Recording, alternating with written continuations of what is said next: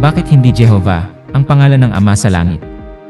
Isang mapagpalang buhay po sa inyong lahat na mga kapatid at taga-subaybay sa ating channel. Ako po si Brother Jello, ang inyong kapatid at tagapagsalita sa ating pag-aaral ngayon. Ang ating tatalakayin ngayon ay tungkol sa pangalang Jehovah. Ito ay mula na rin sa maraming komento na ating natatanggap mula sa ating mga taga-subaybay. Ang iba sa kanila ay nagtatanong at nagnanais na malaman kung ito nga ba ang tamang pagbigkas na sinasabing pangalan daw ng Ama sa langit. Ang iba naman ay matagal nang napaniwala sa pangalang ito, lalo na ang mga miyembro ng samahang Saksi ni Jehovah. Kaya manatili po kayong sumubaybay hanggang matapos ang video na ito at aalamin na natin ngayon kung ano nga ba ang katotohanan sa likod ng pangalang Jehovah. Ang pinagmulan ng Jehovah. Ang pangalang Jehovah ay nagsimula noong ika-16 na siglo at ito ay mula sa isang kombinasyon ng pangalang nilikha ng mga Kristiyanong iskolar. Ang pinakaunang kilalang paggamit ng pangalang Jehovah sa Latinized na anyo nito ay kadalasang iniuugnay sa isang Kristiyanong teologo na nagngangalang Petrus Galatinus na kilala rin bilang Pietro Colonna Galatino na isinilang noong 1460 at namatay noong 1540 sa kasalukuyang panahon. Alamin muna natin panandalian kung sino si Petrus Galatinus, na kilala rin bilang si Pietro Colonna Galatino. Ayon sa online resource na Wikipedia, si Pietro Colonna Galatino, na kilala rin bilang Petrus Galatinus, ay isang Italian friar minor, isa rin siyang pilosopo, teologo at orientalist. Ipinanganak si Galatino sa Galatina, sa Apulia. At nag-aral siya ng mga wikang oriental sa Roma, at hinirang na lektor sa kumbento ng Aracoli. Hawak din niya ang opisina ng probinsya sa lalawigan ng Bari at ang penitentiary sa ilalim ni Leo X. Isinulat ni Galatino ang kanyang pangunahing akda na De Arcanis Catholicae Veritatis sa kahilingan ng Papa, ng Emperador at ng iba pang mga dignitaryo noong 1516. Si Galatino ang sinasabi at tinutukoy bilang ang inventor ng Latinized na termino at pagbigkas na Jehovah sa pamamagitan ng ginawang paghahalo ng tetragrammaton sa mga vowels ng Adonai. Ang paggamit ng salitang Jehovah, gaya ng alam natin ngayon, sa eksaktong spelling at pagkakasulat nito, ay hindi matatagpuan sa orihinal na mga tekstong Hebreo maging sa ginawang akda ni Galatinus na De Arcanis Catholicae Veritatis. Sa halip, sinasabing ipinakilala ni Galatinus sa kanyang akda ang pangalang Jehovah bilang Yehawa na isang Latinized na bersyon ng tetragrammaton na sinamahan ng mga vowels mula sa salitang Adonai. Sinasabing sa akda ni Petrus Galatinus na De Arcanis Catholicae Veritatis, ipinakita niya ang isang Latinized na bersyon ng tetragrammaton na YHWH. Ang pangalan na ipinakilala niya sa kanyang akda ay Yehawa. Ito ang representasyong ibinigay niya para daw sa banal na pangalan na isang Latinized na anyo ng Hebrew tetragrammaton. Ang pangalang Yehawa ay isang pagtatangka ni Petrus Galatinus na bigyan ng interpretasyon ang tetragrammaton na YHWH gamit ang mga Latin na karakter. At sa kalaunan, dito na nga nagmula ang pagbigkas sa Jehovah na isang later anglicized version ng Yehawa. Sa kanyang akda, tinalakay ni Galatinus ang iba't ibang aspeto ng wikang Hebreo, mga ideya sa kabalistiko, at mga konseptong teolohiko, ngunit ang aktwal na salitang Yehawa ay isang konstruksyon na ipinakilala niya upang kumatawan daw sa pangalan ng Diyos. At dito na nagmula ang salitang Jehovah na kinikilala ng karamihan ngayon, lalo na ang mga miyembro ng samahang Saksi ni Jehovah. Sa makatuwid, ayon sa ating mga referensya, ang Jehovah ay resulta ng teolohiko at linggistikong pamamaraan na nagmula sa akda ni Galatinus. Noong Middle Ages, habang lumalaganap ang pag-aaral ng Hebreo at mga tekstong Biblia sa mga lugar ng Kristiyanong Europa, kinilala ng mga iskolar ang kahalagahan ng tetragrammaton bilang banal na pangalan ng Diyos na may likha sa Hebreong Biblia, ngunit wala silang mga vowel na nakasulat upang magamit sa wasto at tamang pagbigkas ng 4 na letra. Dahil na rin sa tradisyon ng mga Hudyo, sa pag-iwas nilang bigkasin ang banal na pangalan upang hindi ito malapastangan. Kaya, upang harapin at lutasin ang problemang ito, sinubukan ng mga Kristiyanong iskolar na pagsamahin ang mga consonants ng Y, H, W, H at ang mga vowels mula sa salitang Hebreo na Adonai na nangangahulugang Panginoon o Master. Sa kanilang ginawa, itinambal nila ang mga vowels ng Adonai sa mga consonants ng Y, H, W, H na humantong sa pagkabuo ng kombinasyon ng pangalang Jehovah. Ang kanilang layunin ay lumikha ng bigkas na mula sa orihinal na Hebreong pangalan ng Diyos ng Israel. Naging sikat ang pangalang Jehovah sa tradisyong Kristiyano, lalo na sa mga lugar na nagsasalita ng English. Lumitaw ito sa ilang translation ng Biblia sa English, tulad ng King James Version. Gayunpaman, mahalagang tandaan na marami din ang naniniwala na ang Jehovah ay hindi maituturing na wastong representasyon o hindi accurate representation ng orihinal na pagbigkas sa Hebreong tetragrammaton na Y, H, W, H. Sapagkat ito ay isa lamang pagtatangka upang lumikha ng pagbigkas sa pangalan ng Diyos ng Biblia na tradisyonal na hindi binibigkas ng mga Hudyo. Narito ang ilang paliwanag kung paano nabuo ang paniniwala sa pangalang Jehovah. Ang grupo at samahan na tinatawag bilang mga saksi ni Jehovah ay orihinal na kilala noong una bilang Watchtower Society. Sinimulan nilang itawag sa kanilang grupo ang pangalang mga saksi ni Jehovah noong 1931 upang makilala at ihiwalay ang kanilang sarili sa ibang mga grupo ng estudyante ng Biblia at gamitin ang kanilang paniniwala sa paggamit ng pangalang Jehovah bilang pangalan daw ng Diyos ayon sa kanilang paniniwala. Naniniwala sila na ang paggamit ng pangalang ito ay nagbubukod tangi sa kanila mula sa karamihan sa pamamagitan ng kanilang pagkilala at paggamit sa pangalang Jehovah. Nakilala ang mga saksi ni Jehovah sa kanilang publikasyon na Watchtower Bible at Tract Society. Sila ay nakapaglimbag ng maraming babasahin at electronic literature na kanilang pangunahing ginagamit sa kanilang samahang relihiyon. Ang Watchtower ay unang inilathala ni Charles Taze Russell na siya ring nagtatag at pasimuno ng relihiyosong grupo. At pagkatapos na siya ay mamatay, kinilala ang kanilang grupo kalaunan bilang Jehovah's Witness. At ayon nga sa online resource, pagkatapos na mamatay si Charles Taze Russell noong October 31, 1916 sa edad na 64. Pinalitan siya ni Joseph Franklin Rutherford bilang presidente ng kanilang samahang relihiyon noong 1917 na siya rin ang nagpalit ng pangalan ng kanilang grupo bilang mga Saksi ni Jehovah noong 1931 upang idiin ang paniniwala ng mga miyembro nito na ang Jehovah, ang tunay na Diyos, at ang mga miyembro daw nila bilang mga saksi ay ang natatangi na piniling mga tagasunod ng Diyos.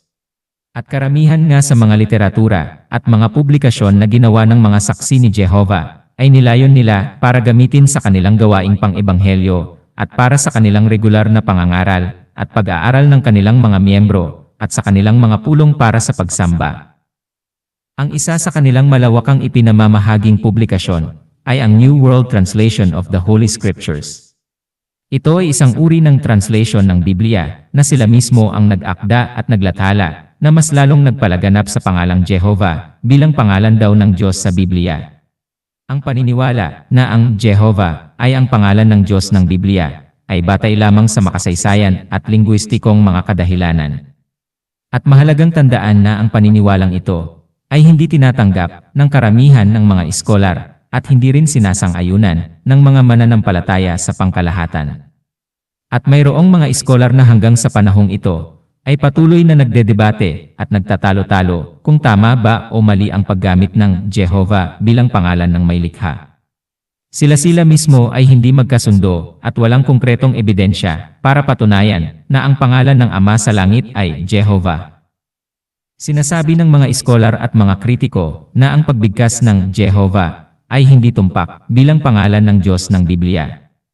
At ayon na rin mismo sa kanilang mga nilathala, maging ang samahang Jehovah's Witness ay hindi sila sigurado at hindi nila alam ang orihinal na pagbigkas ng tetragrammaton. Sa makatuwid, sila mismo ay hindi nakatitiyak sa pangalang Jehovah na kanilang pinaniniwalaan. Kasi maging sila mismo ay inamin nila sa kanilang artikulo na hindi nila alam kung paano binibigkas ang pangalan ng may likha sa Hebreo. Maging ang mga nagbasa ng kanilang artikulo ay nagtanong sa kanila na nagsasabi, bakit kailangan pa na gamitin ang pangalan ng Diyos kung hindi naman tiyak ang pagbigkas nito? At ang kanilang naging sagot ay ganito. Walang sino man sa ngayon ang nakakaalam ng eksakto kung paano binibigkas ang pangalan ng Diyos sa sinaunang Hebreo.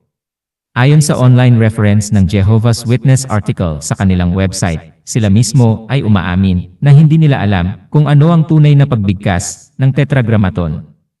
Kaya lumalabas sa ating pagsusuri at pag-aaral na ang pangalang Jehovah na kanilang pinaniniwalaan ay hindi tama at hindi tumpak na representasyon ng YHWH.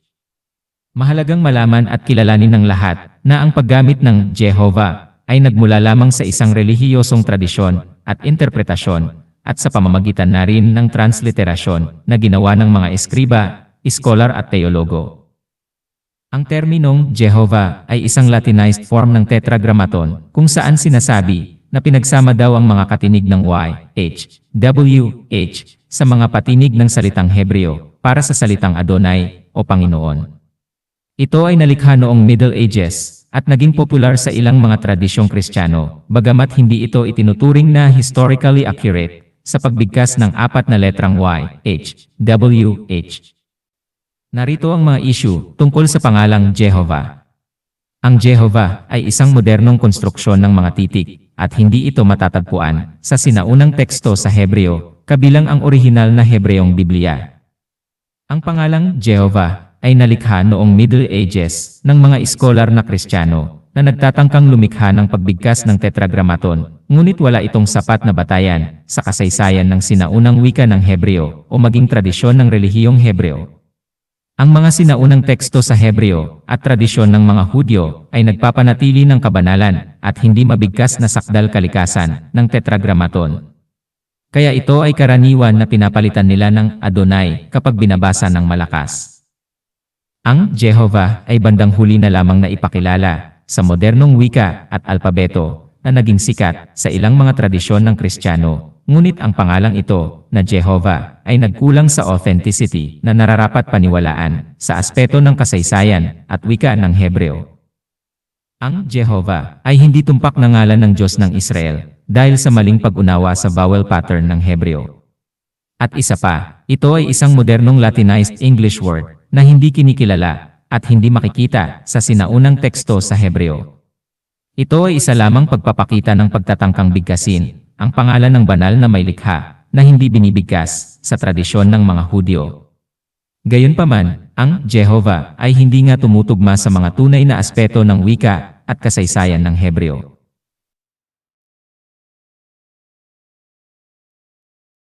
Ang letrang J ay may interesanteng kasaysayan.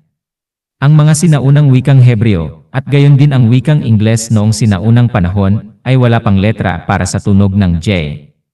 Ang modernong titik na J ay isang relatively recent addition sa alpabetong Ingles at ito ay ipinakilala noong panahon ng Renaissance, 14th century to 17th century sa Europa.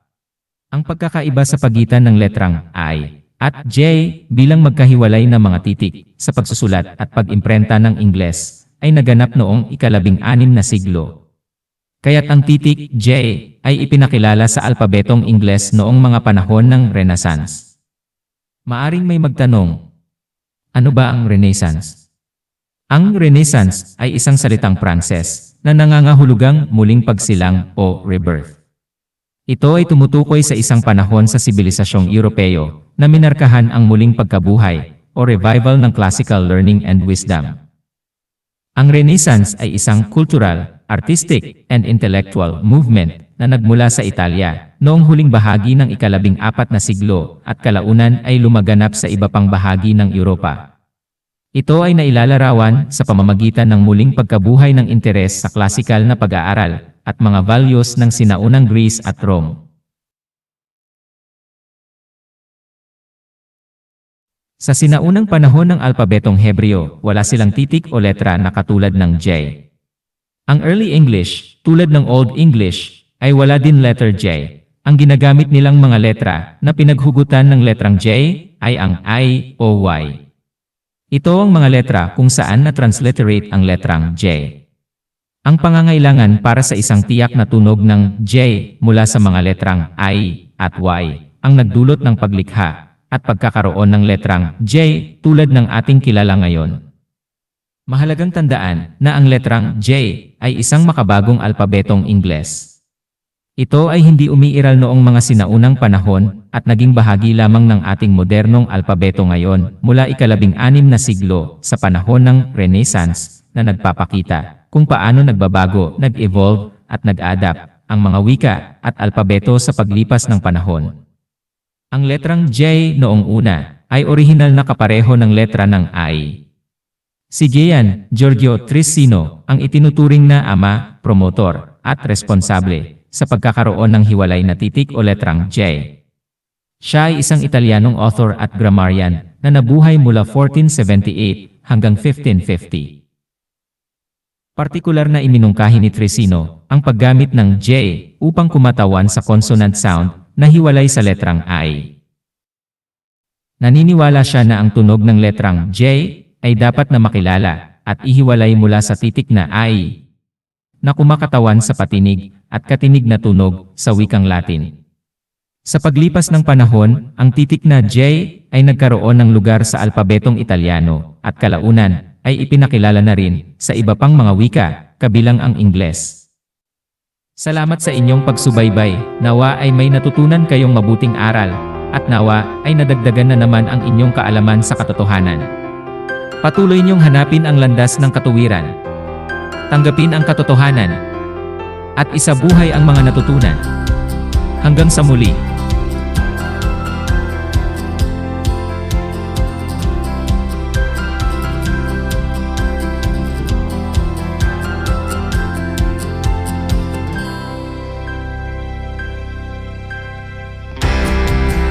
Bible topics, questions, comments will be answered straight from the Bible. We are God's work in the last days. Show your support and spread the truth. Like, share, and subscribe.